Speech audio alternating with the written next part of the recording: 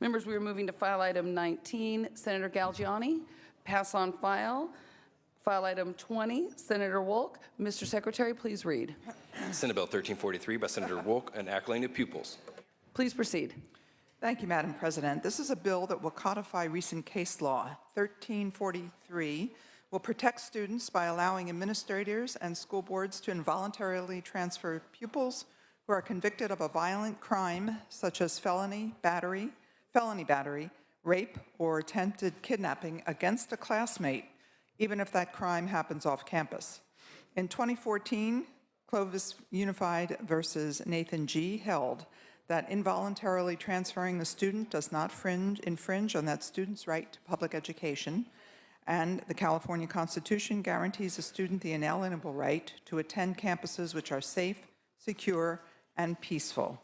However, despite recent case law, many small districts with a single traditional high school are being advised that they cannot enforce a restraining order, and that if the victim and perpetrator share a class, they cannot move either student except by parent request.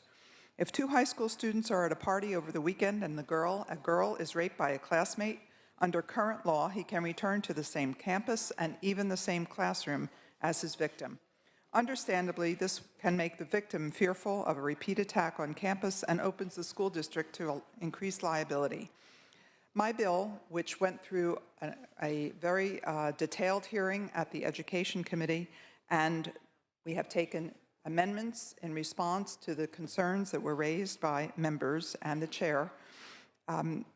This will keep students safe at school and allow administrators and all school boards the option to involuntarily transfer students when issues of student safety are clearly present. I ask for your aye vote. Thank you, Senator Wolk. Senator Liu. Thank you, Madam President. I rise in support of SB 1343. This measure was heard in the Education Committee, and I commend the author for working closely with committee members to incorporate their feedback. SB 1343 does not in any way roll back the important work done by either AB 2276 in 2015 or SB 1111 in 2014. Those measures both address a student's successful transition back to a traditional school, and SB 1343 supports those efforts by engaging parents and guardians early in the process. As a result of the conversation had in the Senate Education Committee, this bill now requires that a school first attempt to resolve a conflict before transferring the student. The school may choose to use restorative justice, counseling, or other practices to this end. By requiring the engagement, parents and guardians are compelled to participate in a process, resulting in better outcomes and increased communication. SB 1343 allows an individual, tailored process for each student involved in a conflict. It's not a one-size-fits-all approach, but rather a chance to increase involvement and engagement with the victim and with his or her perpetrator. And I respectfully ask for your aye vote. Thank you, Senator Liu. Members, is there any further discussion or debate? Members, is there any objection to using a... Senator Wolk, would you like to close? I will. Thank you very much. I wanted to thank the chair of the Education Committee and the members who raised very serious concerns, and for working with my staff and the staff of the Education Committee to come up with what I hope you will agree is a much better bill and a strong bill. I ask for your aye vote. Thank you, Senator Wolk. Members, is there any objection to using the unanimous roll call? Yes, Mr. Secretary, please call the roll. Allen. Anderson. Aye. Bates. Aye. Bell. Berryhill. Aye. Block. Aye. Canella. Aye. De Leon.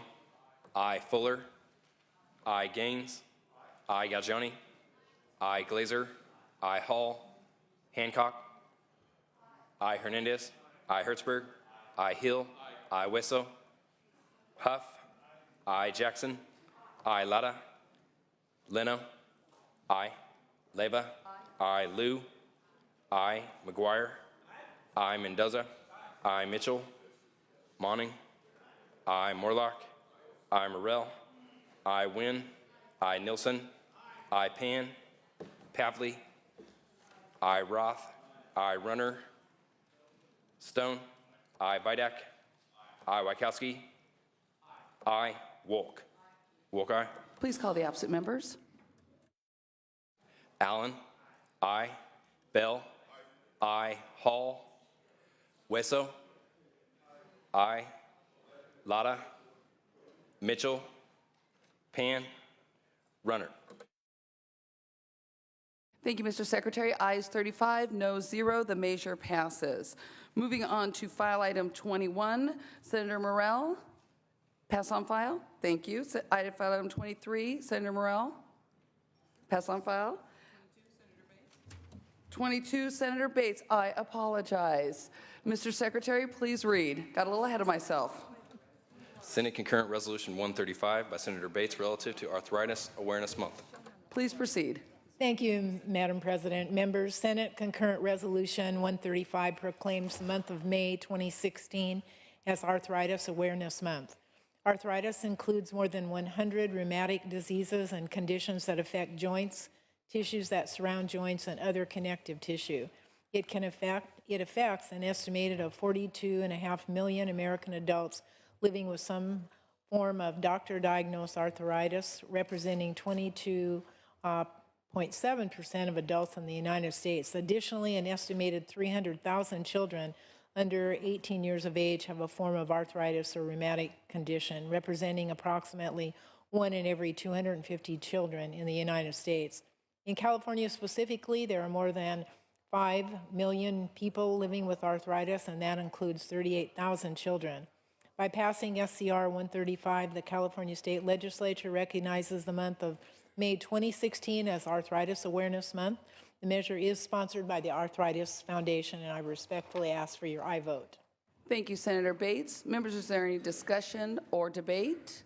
Seeing none, Mr. Secretary, please call the roll. Allen. I. Anderson. I. Bates.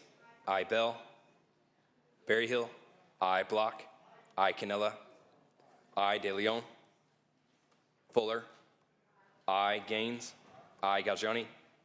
I. Glazer. I. Hall. Hancock. I. Hernandez. I. Hertzberg. I. Hill. I. Wisso. Huff. I. Jackson. I. Lotta. I. Leno. I. Leva. I. Liu. I. McGuire. I. Mendoza. Mitchell. I. Monning. I. Morlock. I. Morell. I. Wynn. I. Nilsson. I. Pan. Pavley. I. Roth. I. Runner. Stone. I. Vidak. I. Wachowski. I. Wolk. Wolk, aye. Please call the absent members. Bell. I. De Leon. Hall. Wesso. Mendoza. Pan. Runner. Please call again. De Leon. Hall. Wesso. I. Mendoza. Pan. Runner. Thank you, Mr. Secretary. Ayes 35, no 0. The resolution is adopted. File item 23, giving you one more shot, Senator Morell. Pass on file. Thank you. File item 24, Senator Wachowski. Mr. Secretary, please read. Senate Bill 1069 by Senator Wachowski, enacting to land use. Madam President and members, the housing shortage here in California has reached the crisis levels, and people talk about it, and most of this is due to the lack of supply. And the state of California is now home to 21 of the 30 most expensive and unaffordable rental markets in the United States of America. And the average renter in California pays 50% more of their take-home pay towards rent than any other state in the United States of America. To afford the rent, a person earning the minimum wage here in California must work 3 jobs. And in the Bay Area, where I call home, the minimum wage worker must work a 4th or 5th job. So we have antiquated or ineffective second unit law, and today this legislation is going to redefine second units as accessory dwelling units, or ADUs. And they're one of the important parts, not the entire part, but one of the important solutions to our housing shortage. ADUs are additional living spaces on single-family lots that have a separate kitchen, a separate bathroom, and the exterior access independent of the primary residence. These units cost less to build, are managed by the homeowner, and require no public subsidy. I want to repeat that to some of the members on the other side of the aisle. This is no public subsidy in order to build these. In fact, the units cost as little as 25% as much as a conventional infill development. Now, SB 1069 eases barriers of construction for ADUs. So this is how we ease the barriers. We provide exceptions to parking requirements, such as when the unit is located within a half mile of transit. We shorten the review period for the application for an ADU from 120 to 90 days. We require ministerial approval for remodeling of existing structures when compliant with safety standards, and we eliminate duplicative construction fees. This is a good bill. It has some wide-ranging support, and I urge and I vote. Thank you, Senator Wojciechowski. Members, is there a discussion or debate? Senator Glazer. Madam President and members, I reluctantly rise in opposition to this bill. There's no doubt that we have a housing affordability crisis throughout our state, so the extent of the problem is not mitigated by my thoughts. And certainly we see in many communities the value of second units in providing that affordability option for many Californians. At the same time, we put requirements on our cities and on our county in regard to affordable housing. In fact, the housing element is something that every one of our jurisdictions has to comply with, and their plans have to be submitted, and they have to be certified by the state as being appropriate. And they have to show that they have appropriate zoning for the diversity of housing that the state needs. So we currently are putting obligations in our local communities in regard to affordability, something that I'm sure all of us have heard about from our local jurisdictions and the concerns that the state was putting onerous requirements on them. But in fact, we do have that requirement. Unfortunately, this measure creates a state requirement that is going to burden our local communities in ways in which should be made very clear. It's creating a requirement that local jurisdictions are going to have to follow, even if it changes the character of a neighborhood, even if it creates burdens in communities in regard to parking, in regard to traffic, that this bill is going to put a mandate and a requirement on local communities. I know in my district I have 19 cities, and at times they're reluctant to deal with these state mandates, but they all have done that in regard to affordability. And in my view, this measure goes one step further, and it's not, I think, a prudent step. It's going to take away the public hearing process. It's going to take away the public engagement process, which is so important. The measure is opposed by the California League of Cities and CSAC, and I think for good reason. And so reluctantly, although the author and my view of affordability challenges in our state are the same, I think this bill for me goes too far. Thank you, Senator Glazer. Senator Bell? Madam President, members, I rise in support of this measure. I think affordability crisis in California will just continue as long as we don't have some creative options. This provides a less costly and I believe appropriate response to the housing crisis that we have in California. I think it's very important that we recognize that this is a proposal that doesn't cost government money.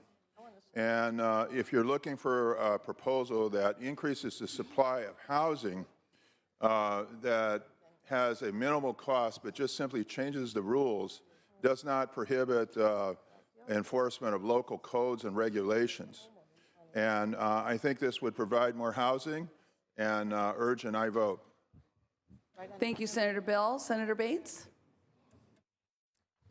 Thank you, Madam President. I, too, rise in opposition to this bill, specifically on the issue of public safety.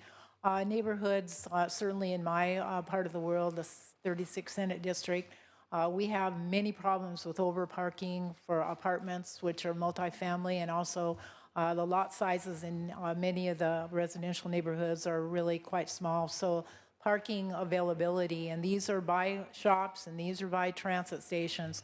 I do not believe that this bill should include an overriding of local control on that very, very significant issue in our communities, and it's public safety. And I will share with you that a young child in my district was killed a couple years ago going between parked cars on the streets by his home. So take that into consideration if you would, Senator. I think it would be an important amendment.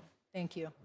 Thank you, Senator Bates. Members, before I go to Senator Gaines, we're a little noisy on the floor. If we could please be respectful of all of our speakers. Senator Gaines? Great. Thank you, Madam President. I rise in support of the legislation. We have real challenges in California in terms of housing availability.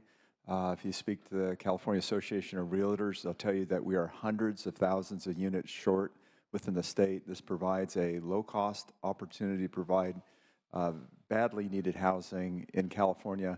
It's my understanding that if there's an additional dwelling unit added to an existing unit, that goes through the normal planning process, the normal approval process. So the local jurisdiction would have authority to make sure there's proper parking. And maybe you could reiterate that, Senator, just to make sure I'm accurate. Thank you. Thank you, Senator Gaines. Senator Wieckowski, would you like to close?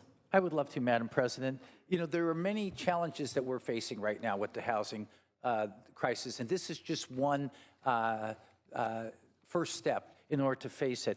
With regard to the housing element, all of us who have served at local government, I did in my town of Fremont, all you need to do is identify that you have where you're going to build the housing. You don't have to build it. One of the things that the proponents, the Bay Area Council is talking about is that this is a really quick way to build new units almost invisibly. When we're talking about an existing house that maybe somebody has 4,000 square feet, that they want to, now they have a right, a ministerial right to get a permit to block off or quarter off 600 feet for somebody to come in, maybe to assist with an elderly person or improve the rent that the struggling family may have. The neighborhood character, the Berkeley Institute that's been working on this, and all the other academicians have studied this for 30 years. Because remember, we had our first second unit bill in 1982, and then we revised it again 14 years ago in 2002,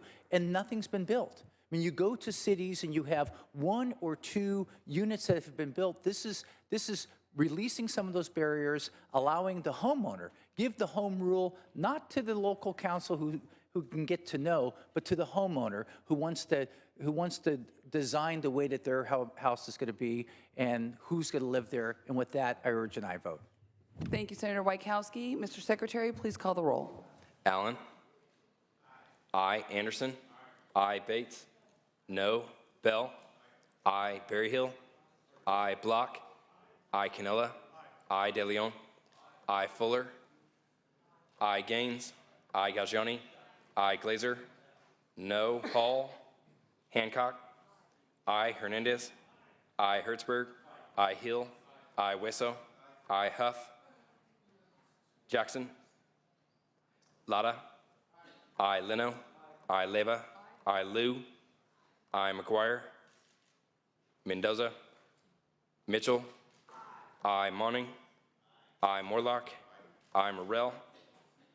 Wynn? Nilsson? Aye. Pan? Pavley? No. Roth? Aye. Runner? Stone? Aye. Vidak? Aye. Wieckowski? Aye. Wolk? Wolk, Please call the absent members. Hall? Huff? Jackson? McGuire? Mendoza? Morrell? Wynn? Pan? Runner? Huff, aye. Thank you, Mr. Secretary. Ayes 29, noes 3. The measure passes. Moving on to file item 25, Senator Liu. Mr. Secretary, please read. Senate Bill 1091 by Senator Liu, an act relating to insurance. Please proceed. Thank you, Madam President. SB 1091 is intended to make long-term care insurance more affordable with flexible benefits options to meet the needs of our aging population. Historically, long-term care insurance has been viewed as the primary means of protecting an individual's quality of life and assets when a long-term disability occurs. Unfortunately, LTCI premiums have grown too expensive for the middle class to afford. The remaining options are 1, pay out of pocket, 2, rely on family, or 3, spend down their assets enough to qualify for Medi-Cal. By 2030, individuals over the age of 65 will comprise 20% of our state's population. 70% of this group will require some form of long-term services. 52% will require substantial services for acute or chronic conditions. Yet only 8% maintain an LTCI policy. SB 1091 establishes a framework for the design flexibility needed to develop more affordable LTCI options for middle and low-income individuals.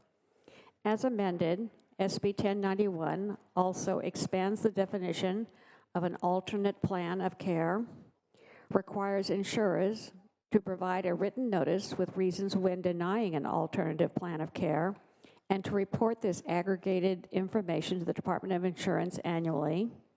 And finally, sets forth requirements for insurers to designate, advertise, market, offer, or solicit each of the following policy types: family-friendly, catastrophic, short-term, and standardized.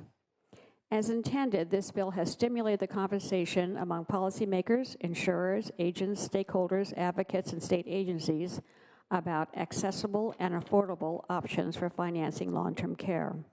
Our goal is to enable our aging population to remain independent and live in their homes in the last phase of their lives.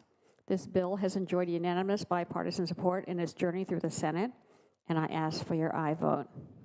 Thank you, Senator Liu. Members, is there any discussion or debate? Seeing none, Mr. Secretary, please call the roll. Allen. Aye. Anderson. Bates. Anderson, aye. Bates, aye. Bell. Aye. Berryhill. Aye. Block. Aye. Cannella. Aye. De Leon. Aye. Fuller. Aye. Gaines. Aye. Galgioni. Aye. Glazer. Aye. Hall. Hancock. Aye. Hernandez. Aye. Hertzberg. Aye. Hill. Aye. Wesso. Aye. Huff. Aye. Jackson. Aye. Lada. Aye. Leno. Aye. Leva. Aye. Liu. Aye. McGuire. Aye. Mendoza. Aye. Mitchell. Aye. Monning. Aye. Morlock. Aye. Morrell. Aye. Wynn. Aye. Nilsson. Pan. Pavley. Aye. Roth. Aye. Runner. Stone. Aye. Vidak.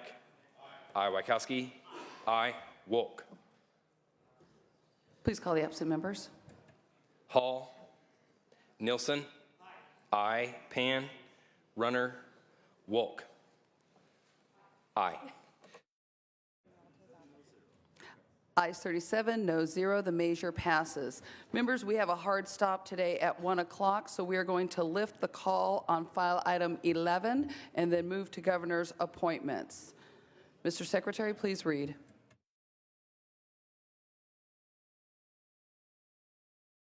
Please call the absent members. Bell. Aye. De Leon. Aye. Galgioni. Hall.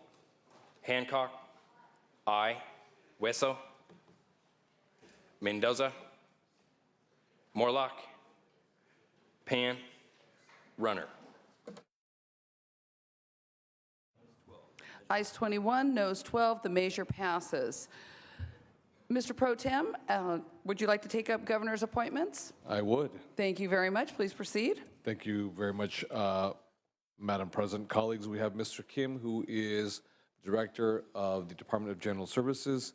He has established a very robust strategic plan to guide the Department of General Services. He has broad experience in personnel, fiscal affairs, as well as management. He was a very impressive candidate, no question about it. He's originally from Southern California, Los Angeles to be specific, and he passed on a bipartisan vote. I respectfully ask for an aye vote. Thank you, Mr. Pro Tem. Please call the roll. Please call the roll. Allen. Aye. Anderson. Aye. Bates. Bell. Aye. Berryhill. Aye. Block. Aye. Canella. Aye. De Leon. Aye. Fuller. Aye. Gaines. Aye. Galgioni. Aye. Glazer. Aye. Hall. Hancock. Aye. Hernandez. Aye. Hertzberg. Aye. Hill. Aye. Wesso. Aye. Huff. Aye. Jackson. Aye. Lara. Aye. Leno. Aye. Leva. Aye. Liu. Aye. McGuire. Aye. Mendoza. Aye. Mitchell. Aye. Monning. Aye. Morlock. Aye. Morrell. Aye. Wynn. Nilsson. Aye. Pan. Pavley. Aye. Roth. Aye. Runner. Stone. Aye. Vidak. Aye. Wachowski. Aye. Wolk. Wolk, aye. Please call the absent members. Bates. Aye. Hall. Wynn. Aye. Pan. Runner. Thank you, Mr. Secretary. Ayes 37, no 0. The appointment is confirmed. Members, we are going to quickly go back to privileges of the floor. Senator Hill at the Pro Tem's desk. Thank you very much, Madam President. This is SR 76 we will take up. One moment. Thank you. Please read the bill, Mr. Secretary. Senate Resolution 76 by Senator Runner relative to Cystic Fibrosis Awareness Month. Thank you. Please proceed. Thank you, Madam President. Today it's my honor, along with Senator Runner, to introduce SR 76, proclaiming May as Cystic Fibrosis Awareness Month in California. Through this resolution, we are supporting efforts to increase the understanding of cystic fibrosis, emphasizing the importance of early diagnosis and access to quality care and research. Cystic fibrosis, or CF, is the second most common chronic life-threatening genetic disease in the United States, for which there is no known cure. CF causes chronic lung infections, impacts multiple organs in the body, and leads to progressive lung damage and death. For many, it is described as trying to breathe through a straw every day of your life. CF affects nearly 30,000 people, with more than 1,000 new cases being diagnosed each year. I ask for your aye vote on this important resolution, members. Thank you, Senator Hill. Members, is there any discussion or debate? Seeing none. Members, is there any objection to using the unanimous roll call? Seeing none, ayes 37, noes 0. Senator Hall, did you have some folks you'd like to introduce? It's not here today. Senator Hill, Senator I'm so is. sorry. Please proceed. Thank you, Madam President. Yes, for purposes of introductions, in California, we are fortunate to have one of the nation's leading CF-related organizations headquartered in Palo Alto. Cystic Fibrosis Research Incorporated, or CFRI, provides critical funds for research, provides personal support to patients and their families, and spreads awareness of the disease. Today, we are joined by Sue Landgraf, the president of the CFRI, along with a number of CF advocates from around California, including Siri Faith Dunn, Jessica Martins, Ronnie Wetmore, Danielle Mandela, Joan DeVoe, Loretta Mendez, and Marianella Ferraro, and Lori Papageorgis. Each one of these individuals have been directly touched by CF. We are grateful to have them in the Senate today. Thank you, members. Thank you, Senator Hill. Welcome to your Senate floor.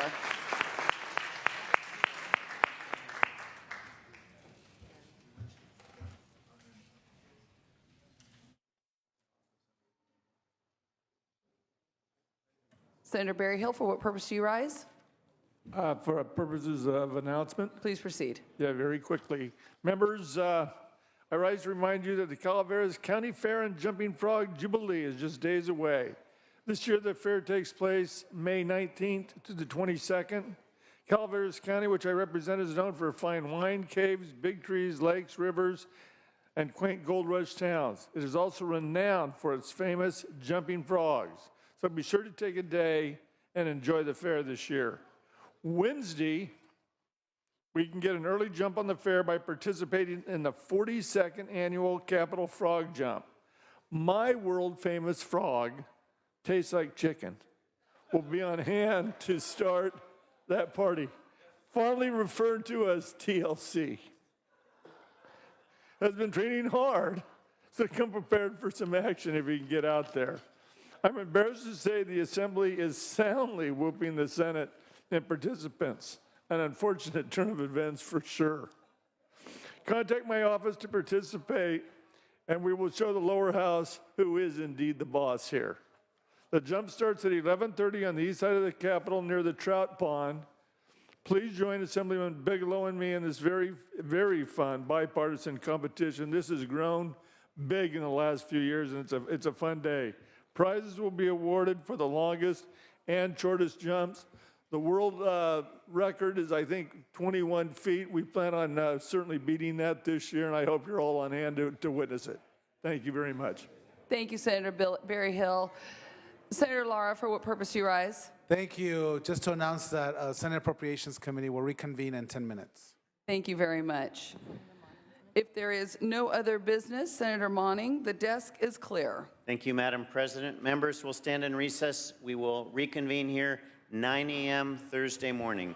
9 a.m. Thursday. Members, the Senate will be in recess until 3:30 p.m., at which time the adjournment motion will be made. We will reconvene Thursday at 9 a.m. Have a great rest of the week.